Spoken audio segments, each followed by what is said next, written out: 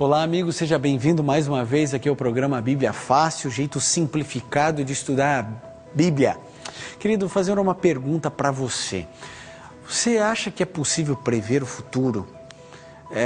Por qualquer meio ou qualquer método é possível, além do estudo da Bíblia, porque Deus nos revelou muitas coisas a respeito do futuro, mas além da Bíblia, você acha que é possível para a gente conhecer o futuro? Qualquer jeito, de qualquer modo? Olha, existem pessoas que acreditam no horóscopo para guiar a vida delas. Eu não sei se você já conheceu pessoas assim, que não saem de casa sem ter um contato com o seu horóscopo para que possa guiar. Olha, eu trouxe aqui um exemplo apenas. Um indivíduo que é de Sagitário, que nasceu do dia 22 de novembro até o dia 21 de dezembro. Aqui nessa revista eles colocaram aqui um horóscopo por atacado, é o mês inteiro. E, por exemplo, para o próximo momento, vamos imaginar aqui no dia 1º de julho, aqui diz assim, ó, melhor você usar a cabeça para tomar decisões importantes, cuide melhor do seu corpo. Gente, eu fico perguntando, não é melhor a gente usar a cabeça para tomar todas as decisões e não só as importantes? Porque todas as decisões, elas têm sua relevância na nossa vida. E cuidar melhor do nosso corpo, todos nós precisamos fazê-lo. Dia 2, por exemplo, dia perfeito para ficar ao lado de amigos queridos. Todos os dias são bons dias para estarmos ao lado de amigos queridos ou não? Sabe, a gente precisa entender que se você pegar horóscopos de 15 jornais ou revistas diferentes de um mesmo dia, cada um vai apresentar uma colocação diferente e às vezes até antagônica. Vamos dar um outro exemplo. Você já reparou que todos os signos apresentam apenas as qualidades das pessoas? Seria um mundo perfeito se todos fôssemos tudo aquilo que o signo diz que de fato somos. Essas colocações que eu estou fazendo servem para a gente colocar um ponto de interrogação na nossa mente, perguntando, será que a astrologia, outros meios, não são apenas tentativas de descobrirmos um futuro que foi velado por Deus? Querido, essa e outras questões nós vamos abordar hoje. Você sabe, todos os momentos aqui no Bíblia Fácil nós temos um grupo de pessoas que sempre nos acompanham para nos ajudar na compreensão da Bíblia. E a gente sempre começa estudando a Bíblia com uma oração. Eu vou pedir que a Lígia faça essa oração nesse momento. Querido Deus e Pai, nós agradecemos pela oportunidade de estarmos aqui estudando mais uma vez esse assunto importante. Queremos pedir a Tua orientação, queremos pedir que o Teu Santo Espírito nos ajude a compreendê-lo e que nós possamos fazer o que é a Tua vontade, Pai, acima da nossa, acima das nossas limitações, que o Senhor nos ajude para que nós possamos entender e possamos aceitar tudo isso que o Senhor quer que nós tenhamos a nossa vida como correto, que nós possamos fazer aquilo que o Senhor quer que nós façamos. Amém. Esteja conosco, perdoe também os nossos pecados, são as bênçãos que nós lhe pedimos e lhe agradecemos por Jesus. Amém. Amém. Muito bem, obrigado, Lígia. Bom, hoje nós vamos falar um pouquinho a respeito do dom de profecia. Acho que talvez o profeta mais popular do mundo seja Nostradamus. Agora, Nostradamus tem uma característica significativa. Mais de 90% do que ele predisse não se cumpriu. E os 10% que restam, ou ainda precisam se cumprir ou não, e aquilo que se cumpriu, a gente percebe que há uma tentativa muito grande para que se cumpra. Então você vê que há um certo exagero para que aquela profecia possa aparentemente se cumprir. Agora, parece que o mundo ele caminha por uma onda de misticismo muito forte. As pessoas querem ler a sua vida e o seu futuro através da mão, ou através de uma bola de cristal, ou jogando búzios, ou lendo cartas. Mas o que a Bíblia apresenta a esse respeito? Quando a gente fala em profecia, isso nos remete já a um profeta. Esses profetas são de Deus ou não são? O que a Bíblia fala sobre isso? Eu posso acreditar em um indivíduo que se auto-intitula profeta? Nos nossos dias existem muitas pessoas que abrem igrejas e dizem, olha, eu sou profeta pela vontade de Deus. Como que eu vou saber se essa pessoa é um profeta verdadeiro ou um profeta falso? Bom, nós vamos começar o programa de hoje apresentando um texto da Bíblia importante, Mateus 24, 24. qual, segundo a Bíblia, seria um dos sinais do fim? Márcio, você poderia ler para a gente? Vamos lá. Porque surgirão falsos cristos e falsos profetas operando grandes sinais e prodígios para enganar, se possível, os próprios eleitos. Ok, então o que nós percebemos aqui? É que Jesus está declarando que no final dos tempos surgiriam falsos cristos e falsos profetas. E olha só que interessante, esses profetas, eles iriam operar grandes sinais e prodígios. Qual é o objetivo? Enganar, se possível, até aqueles que aceitaram Jesus como seu salvador pessoal. Então perceba que existem algumas lições aqui desse texto. Bom, se existem falsos profetas, é porque existem o quê? Verdadeiro. Essa é a primeira associação que fazemos. A segunda é que um profeta de Deus, ele tem sinais e prodígios, mas o falso também tem. Então não é porque o indivíduo cura, não é porque o indivíduo faz milagres que ele vem de Deus. Quem falou isso foi o próprio Jesus. Então veja, você que está nos assistindo em casa, na igreja, onde quer que você esteja, talvez você esteja impressionado, impactado por algum líder religioso que opere sinais e que faça milagres. E aí você pensa assim, bom, se tem milagre é porque Deus está ali. O que você e eu estamos vendo é que não é bem assim. O indivíduo pode ter sinais, pode fazer milagres, prodígios, com que objetivo? A fim de enganar. Querido, as pessoas vêm em nome de Deus, falando em nome de Deus. Então a gente precisa ter muito cuidado. Agora a pergunta continua. Bom, se os sinais não são suficientes para me dizer se o profeta é verdadeiro ou falso, então que outros sinais existem? É isso que a gente está estudando no dia de hoje. Ok? Então nós vamos agora ver as características de um verdadeiro profeta, para a gente tirar essas dúvidas direitinho, já que os sinais não são suficientes. Vamos para o próximo texto então? Então está aqui, Priscila, dá uma lida para a gente, a pergunta é a seguinte: quais as características de um profeta verdadeiro, então, segundo a Bíblia? 1 João 4:2, por favor, Priscila. Nisto conhecereis o Espírito de Deus. Todo espírito que confessa que Jesus Cristo veio em carne é de Deus. Ok, então veja, nós já temos uma característica aqui bíblica. O profeta, para ser de Deus, ele precisa confessar que Jesus Cristo é Deus e que ele se encarnou, que a encarnação de Deus vindo aqui morrer em nosso lugar. Então esse é um ponto. Qualquer profeta que não confesse isso, você já diz, não é profeta de Deus, é um profeta falso. Mas existe muita gente ainda que confessa Jesus Cristo como Deus, que ainda opera sinais e prodígios. Como que a gente vai entender? A Bíblia vai explicando, vejam como a Bíblia é clara. Próxima pergunta, André. Vamos lá, Mateus 7, 20 a 23, ainda nessa questão, características de um profeta verdadeiro. Assim, pois, pelos seus frutos os conhecereis. Nem todo o que me diz Senhor, Senhor, entrará no reino dos céus, mas aquele que faz a vontade do meu Pai, que está nos céus. Muitos naquele dia hão de dizer-se Senhor, Senhor, porventura não temos nós profetizado em teu nome não expelimos demônios, e em teu nome não fizemos muitos milagres? Então lhes direi explicitamente, nunca vos conheci, apartai-vos de mim, os que praticais a iniquidade. Olha só que texto forte e importante para o estudo de hoje. Aqui está dizendo, né? Assim, pois, pelos seus frutos, você conhece um indivíduo pelo seu fruto. Então, como é a família desse indivíduo que diz ser profeta? Como é o relacionamento dele com os seus subalternos? Como é o relacionamento dele com pessoas que estão acima hierarquicamente dele? Ele é submisso, ele é fiel, ele é leal, ele é ético, ele segue tudo que a Bíblia diz. Olha o que Cristo diz: nem todo que me diz Senhor, Senhor entrará no reino dos céus.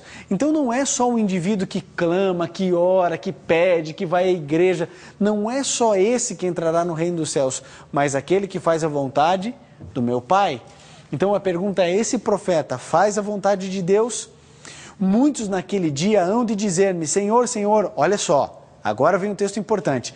Porventura não temos nós profetizado em teu nome, e em teu nome não expelimos demônios? Vejam, olha a força de um falso profeta.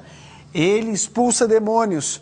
E em teu nome não fizemos muitos milagres? Gente, olha, o indivíduo clamava, Senhor, Senhor, expelia demônios, fazia muitos milagres, mas o que Cristo irá dizer a esse indivíduo?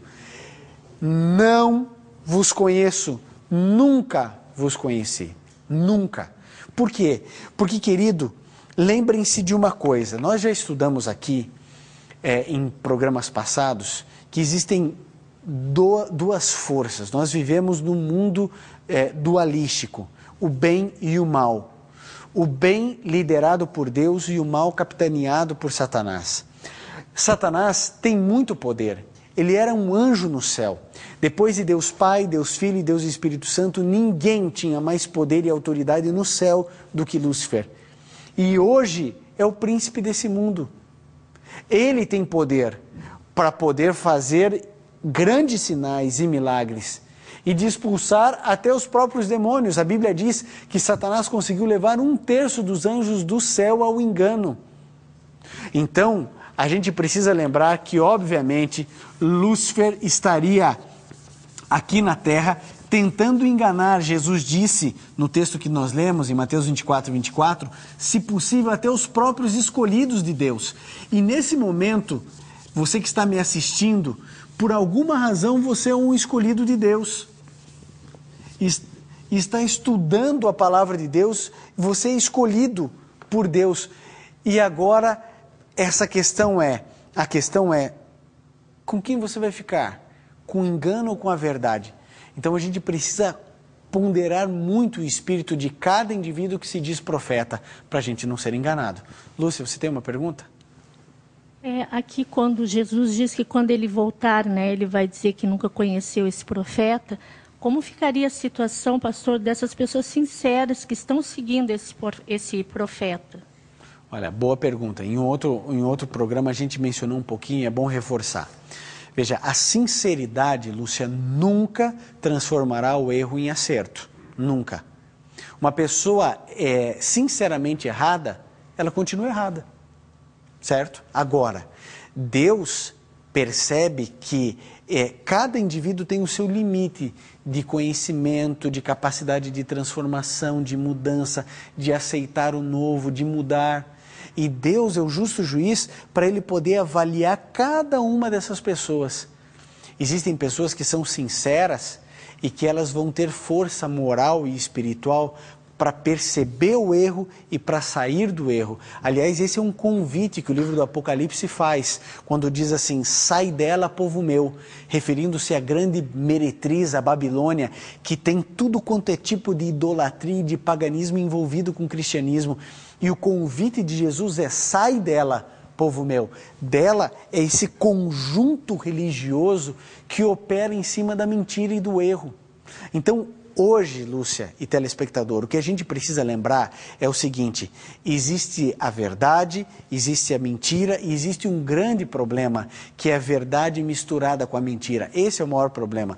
Porque quando existe ali o satanismo puro, o negro, todo mundo corre, né? A maioria diz, não, eu não quero isso para mim. Existe o branco, que ele é tão forte, tão brilhante, que às vezes até tira a gente da zona de conforto e promove uma mudança. E existe aquela área cinzenta. Essa área cinzenta é quando o indivíduo começa a misturar. Porque qual é? O cinza é a mistura do preto com o branco. Então o que Satanás faz é tentar nos confundir. Então a gente pensa assim, nossa, mas o indivíduo opera sinais, opera milagres. Então aqui está a vontade de Deus? Não, não necessariamente. Talvez esteja, talvez não. É por isso que a gente está estudando isso. Agora, se você é sincero, meu amigo, sinceridade se resume a cumprir o que Jesus disse, examinar as Escrituras. Então, quando a gente examina as Escrituras e a gente segue o que está na Bíblia, aí a gente prova a nossa sinceridade. Porque não adianta o indivíduo ser sincero, Lúcia, dizendo assim, não, eu sou sincero, mas eu quero ficar onde eu estou porque eu estou bem aqui, eu tenho os meus amigos, estão todos aqui, eu cresci nessa igreja. Então, sinceridade é o indivíduo que diz assim, eu vou seguir Deus, independente de ser bom ou ser ruim, para mim pessoalmente. Ficou claro? Ok. Por favor, Marcos. O que eu acho interessante na Bíblia, assim como existem pessoas, né, que ela confessa que Jesus Jesus Cristo veio em carne, né, e é Deus. Em Lucas 4:34 ele fala assim que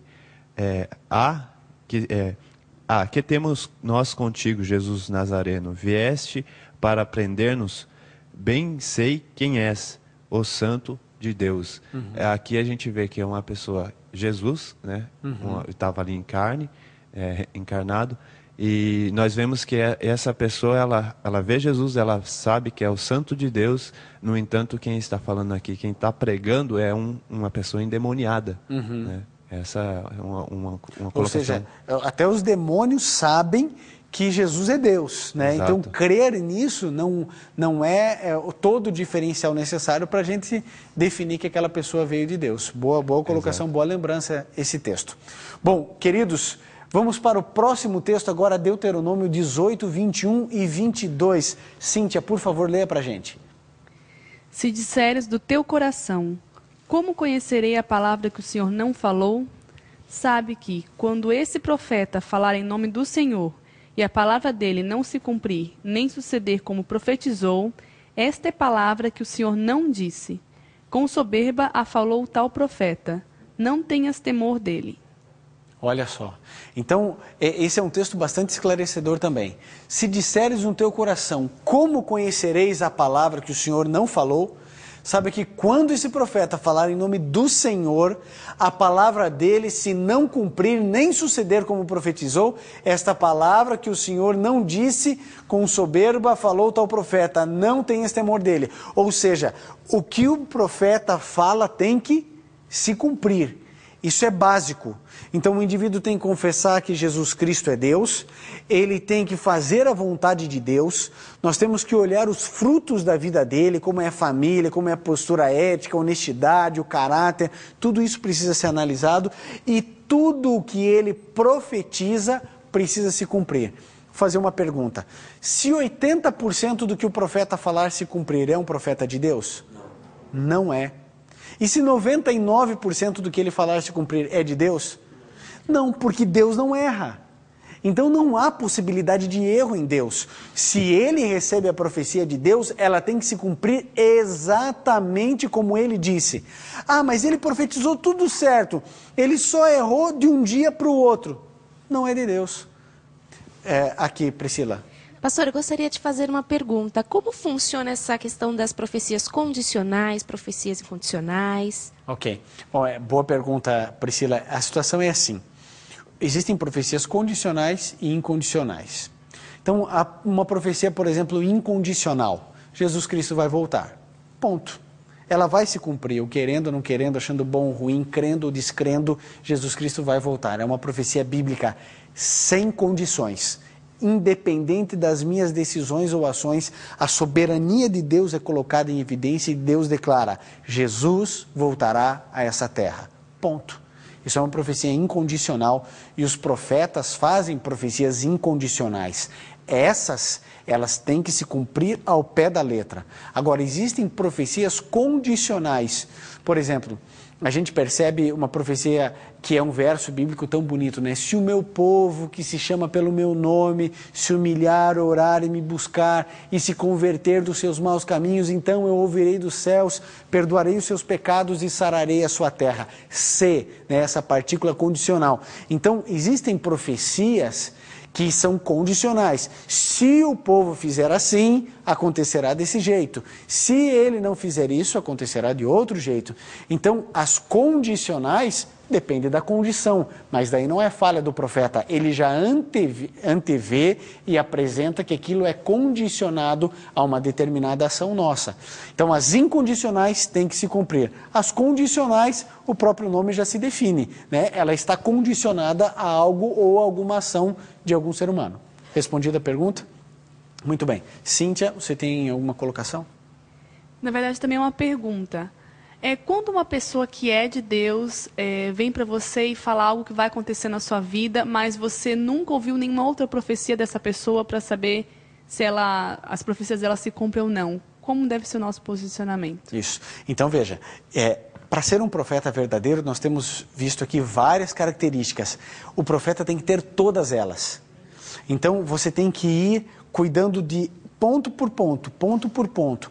Quando ela fizer uma profecia, aí tem que estar atento. É condicional, não é condicional? Se é incondicional, então tem que se cumprir no dia, na hora, no segundo exato em que ela falou.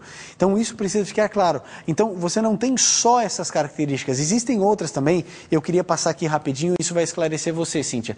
Olha só, em Isaías 8, 19 e 20, o que diz a palavra de Deus? Lúcia, por favor. Quando vos disserem, consultai os necromantes e os adivinhos, que chilreiam e murmuram, acaso não consultará o povo ao seu Deus? A favor dos vivos se consultarão os mortos? A lei e ao testemunho. Se eles não falarem desta maneira, jamais verão a alva. Olha, aqui é um texto bastante importante para todos nós entendermos aquilo que Deus espera de mim e de você como cristãos. Nós não consultamos necromantes, nem adivinhos, nem os mortos. Nós consultamos a Deus. E o que a Bíblia diz aqui? Nós temos que estar atentos à lei e ao testemunho. Que testemunho é esse? Que lei é essa? Essa é a lei moral de Deus, que nós já estudamos aqui no Bíblia Fácil. A lei moral de Deus. Então, um profeta verdadeiro, ele precisa estar focado na lei de Deus e ao testemunho. Que testemunho é esse? Existe um outro verso aqui bastante importante, Apocalipse 12, 17. Quem vai ler esse texto? Lígia, por favor, vá lendo para a gente Apocalipse 12, 17. Irou-se o dragão contra a mulher e foi pelejar com os restantes da sua descendência, os que guardam os mandamentos de Deus e têm o testemunho de Jesus, e se pôs em pé sobre a areia do mar. Olha só, então quem é o dragão? Dragão no Apocalipse é Satanás, o diabo, a antiga serpente. Então o dragão se irou contra a mulher. Mulher, vocês sabem, o livro do Apocalipse é simbólico, mulher representa quem? A igreja. Então Satanás se irou contra a igreja. Que igreja? Tem mais de 5.000 igrejas cristãs catalogadas no mundo. Agora, a Bíblia diz que o dragão se irou contra uma igreja. Foi pelejar com o restante da sua descendência. Quem são estes? Os que guardam os mandamentos de Deus e têm o testemunho de Jesus. Querido, é importante a gente perceber uma coisa. A Igreja Adventista do Sétimo Dia reconhece uma mulher como profetisa.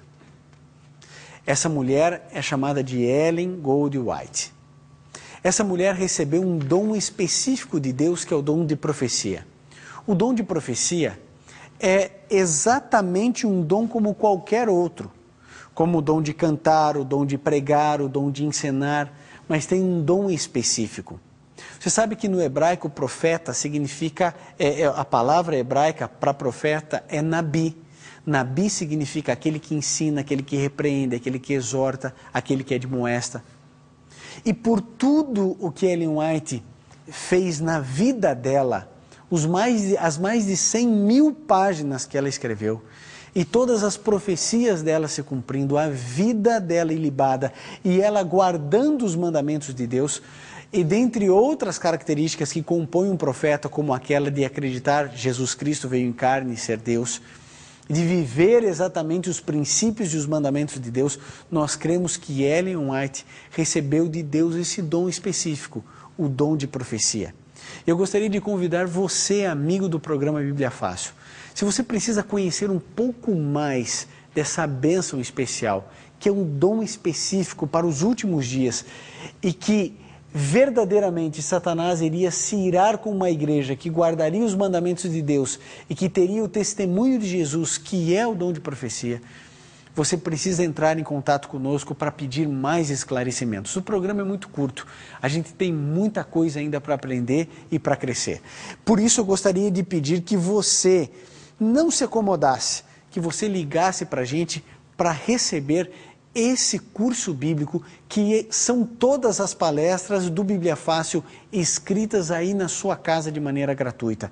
Se você tem alguma dúvida a respeito do dom de profecia manifesto na vida e na obra de Ellen Gold White, entre em contato conosco por e-mail, por telefone, e você vai descobrir coisas maravilhosas de Deus para você e para mim na vida de todos nós.